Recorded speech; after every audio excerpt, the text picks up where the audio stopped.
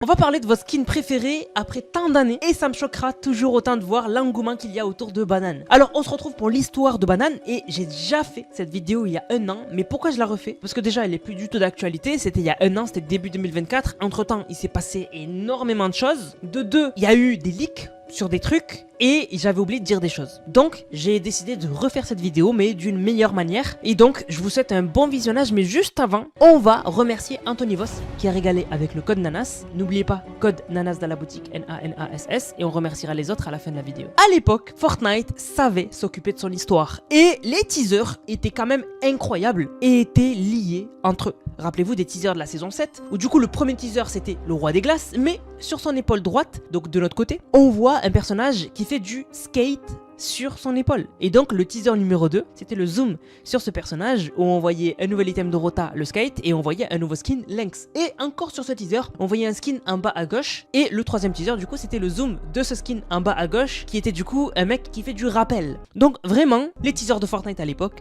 ils étaient bangers. Et du coup, c'est pareil pour la saison 8. La saison 8, les teasers, c'était en fait petit à petit un volcan qui est en train d'être créé, parce que le volcan était la grosse nouveauté de la saison avec les geysers. Et alors, c'est là qu'on va voir la première fois Banane.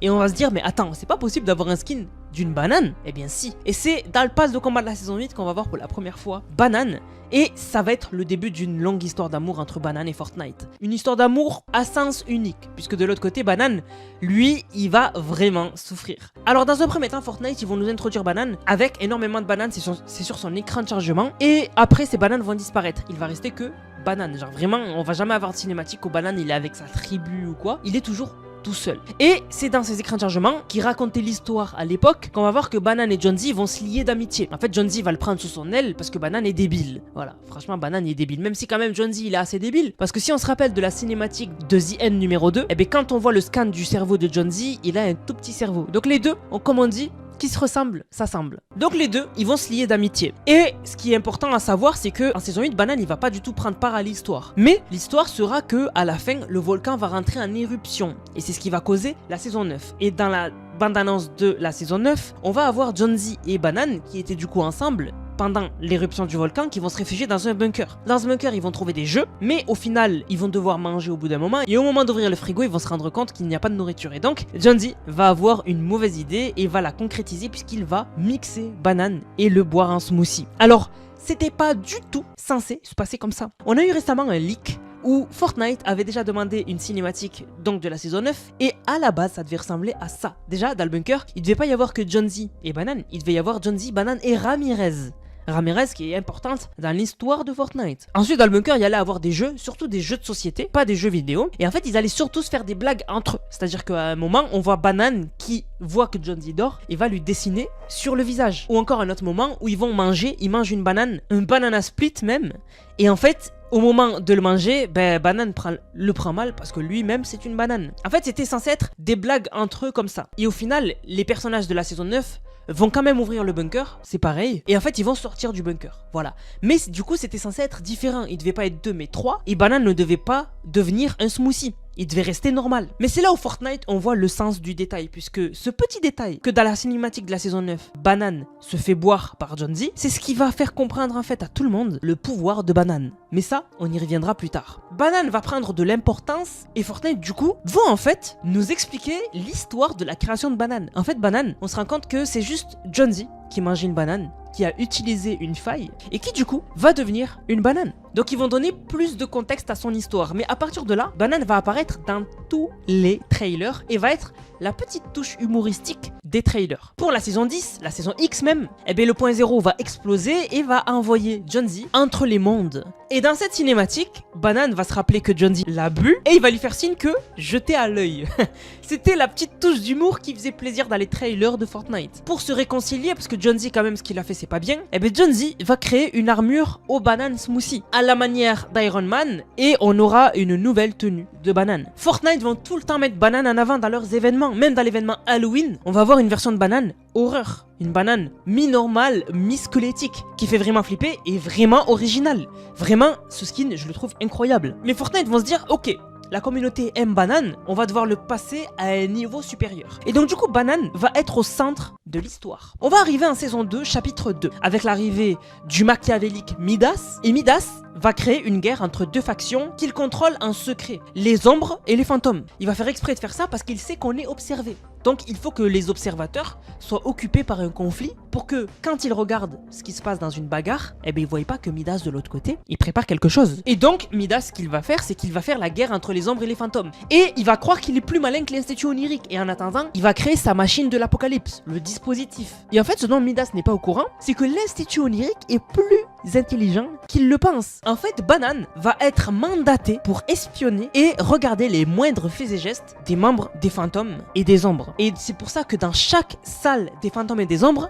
on avait un petit easter egg qui faisait sortir Banane dans chaque salle des agents. Et même dans la salle de Midas. Si on activait l'easter egg dans la salle de Midas, on voyait Banane qui sortait d'un tableau et qui vérifiait que tout va bien. Donc, Banane, il va travailler pour Lio, oui. Puisque aussi, en faisant ces easter eggs, on va débloquer une carte. Et cette carte, c'est la carte de l'agent Banane. Et c'était rare, il n'y a pas beaucoup de gens qui l'ont débloqué parce qu'ils n'étaient pas au courant. Donc vraiment, Banane, il va être au cœur de l'histoire. Vraiment, quand il espionne Midas, il est au cœur de l'histoire. Bref, Banane va continuer d'évoluer dans l'histoire de Fortnite. Et on va arriver à la saison Marvel. Et à la saison Marvel, il va se passer quelque chose de dingue. Banane va deviner le futur. En fait, Banane, devant Wolverine, va lui aussi sortir des griffes en banane. Et c'est là où c'est incroyable. Et c'est là où on a la preuve que Fortnite adore Banane. Puisque Fortnite vont donner à Banane le plot armor. Le plot armor, c'est quoi? C'est en fait quand un personnage d'une fiction ou d'une série ou d'un jeu vidéo, il a la protection des créateurs. C'est ça que je vous dis.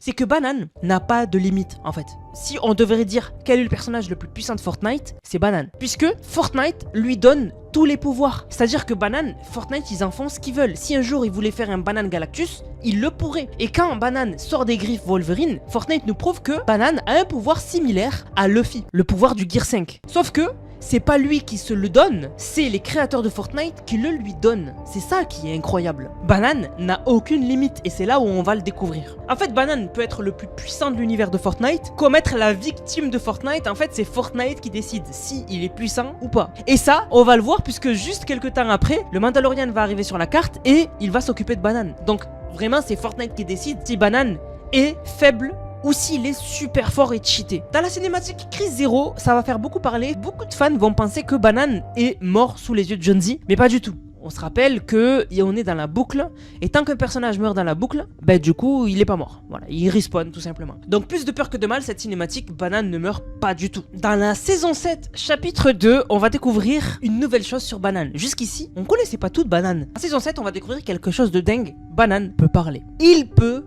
parler.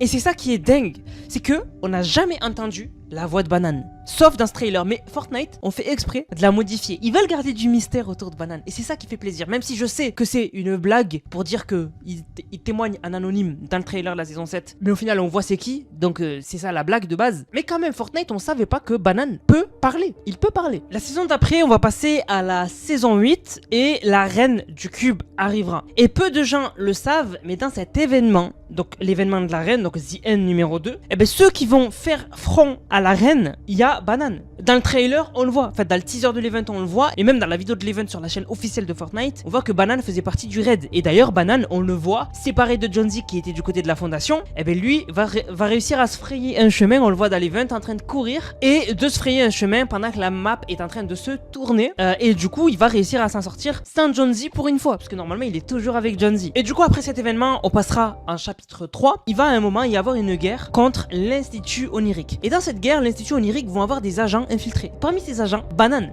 il sera dans une salle au Daily Bugle caché, et en fait ce sera un agent des 7. En fait il va jamais nous trahir, Banane. Il aura toujours été de notre côté, et même dans une guerre contre Lio quand même, qui contrôle la carte de Fortnite, et bien il va choisir de rester avec les 7, et c'est ça qui est magnifique. Banane, on peut lui faire confiance jusqu'au bout, et même il va aller plus loin, puisque il va choisir en chapitre 3 de rester du côté des 7, et en plus il va vouloir apprendre à conduire. Connaissez mon pote Banane? Ouais, la banane géante là, qui dit jamais rien et qui s'abîme facilement. En fait, il a bu un smoothie par accident, ce qui est pas très conseillé pour les bananes. Et ça lui a donné une vision. Enfin, c'est ce que j'ai compris parce qu'il est pas très clair. Mais donc, En gros, j'aimerais que vous lui appreniez à conduire. Attendez. Qu'est-ce qu'il vient de nous dire, John Z? Il vient de nous dire que Banane, en buvant un smoothie, il a vu le futur et il veut apprendre à conduire. Attends, on a déjà... Oui, on a déjà vu ça. John Z, quand il était dans le bunker de la saison 8, il a bu lui aussi un smoothie de banane. Et qu'est-ce qui s'est passé après? Il a vu le futur. Eh oui, rappelez-vous, saison 8, quand John Z était dans le bunker et qu'il a bu banane, il avait dessiné sur le mur le futur de la saison, l'événement du robot contre le monstre avant qu'il se passe. Et là, Banane a bu de lui-même un smoothie quoi, et il a vu le futur et il veut apprendre à conduire. Mais pourquoi? Est-ce que notre théorie, elle va être confirmée? Il va apprendre à conduire et lors de l'événement collision, quand on sera à l'agonie, Banane va sortir de nulle part en train de conduire un camion de bleuvage et va nous le donner. Il a vu le futur. En fait, c'est là où on se rend compte du pouvoir de Banane. Banane, il a un pouvoir infini puisque comme je vous ai dit, Fortnite décide de s'il est le plus fort de l'univers ou le moins fort. Mais surtout, il a un pouvoir. Il prédit l'avenir. Si on mange une partie de banane, on voit l'avenir. C'est ce qui était arrivé à John Z sans faire exprès. Dans le bunker, quand il avait bu banane, il avait vu le futur. Donc de l'événement du robot contre le monstre. Et là, en se buvant lui-même, il a vu le futur, il a vu l'événement collision avant même qu'il se passe. Et c'est ça qui va nous donner la victoire dans l'événement collision. Mais même après ça, même après avoir sauvé la réalité, Banane, il sera toujours la victime de Fortnite. Et c'est ça le problème, c'est que Banane, il a un petit cœur quand même, il a un petit cœur de banane. Et il va être la victime tout le temps. Regardez, juste après on va arriver en saison Relax, et dans la saison Relax, Star Wars va éjecter Banane du rail où il s'amusait tout simplement. Ou encore dans le chapitre 3, donc dans la saison 3 Relax, à l'arrivée d'Indiana Jones, on va voir que Banane, il s'était fait rouler dessus par la pierre du temple d'où sort Indiana Jones. Ensuite, on va arriver en chapitre 4. Et en chapitre 4, Fortnite va introduire un truc tout nouveau, ça s'appelle les rencontres de failles. C'est-à-dire qu'en te baladant sur l'île, une faille peut apparaître et téléporter quelque chose sur la map en fait. Et donc du coup, dans ces rencontres de failles, il va y en avoir une qui sera vraiment trop triste. On va voir Banane avec John Z qui a un panneau qui demande de partir n'importe où sauf ici. Banane souffre trop, il est en dépression en fait. Et il affiche vraiment une pancarte où il y a écrit « Emmenez-moi partout sauf ici » en fait. Vraiment, je souffre trop, c'était un cri du cœur de la part de Banane. Mais Banane va continuer en fait à être la victime de Fortnite dans les trailers. Et en fait Banane, dans le chapitre 4, il sera plus trop dans l'histoire. Et ça commence à être triste. Parce que on avait l'habitude de tout le temps voir Banane dans l'histoire. Et là, Banane il sera plus trop dans l'histoire. Même pour rigoler, il y sera plus. On a même l'impression que Fortnite vont essayer de remplacer Banane. Puisque par exemple, rappelez-vous,